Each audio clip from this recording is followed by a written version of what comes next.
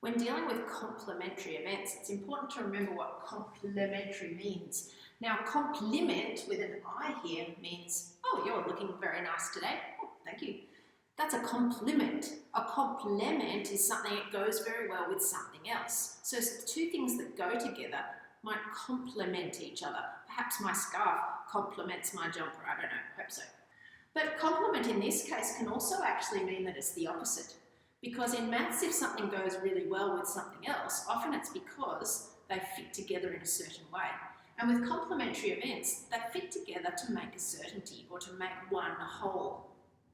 So the complement or opposite of an event, E, occurring, would be E not occurring. Now, the way we write it is we put, if an event is E, we say it's E with a bar across the top, or some textbooks will write E with a dash to mean not E. So let's make sure we know what that means. It means not E. Now, it makes sense that the chance of E not happening and the chance of E happening have to add up to 1. And the way that we use this is that we can either say the chance of something not happening is 1 minus the chance of it happening, or we could even write it around the other way. The chance of it happening is 1 minus the chance of it not happening. Obviously, we could even write it another way again. We could say the chance of it happening plus the chance of it not happening have to add up to 1. And as long as you understand that, you can generate any of these 3 forms of it. Now, this is something we deal with every day, even if you haven't thought of it before. For example, if there's a 15% chance of rain, you automatically know, I hope, that there's an 85% chance of not rain, or that it won't rain. And we can do this with anything we like.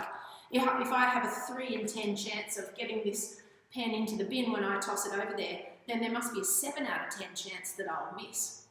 So we can use these complementary events quite often.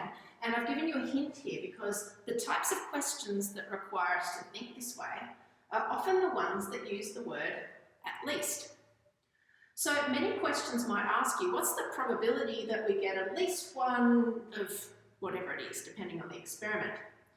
And the opposite or complement of at least 1 would be none. So to give you an example, in an experiment I toss a coin 4 times. Now there's lots of things that could happen. I can get a head the first time or a tail. I could draw up a tree diagram for it. And there's lots of outcomes.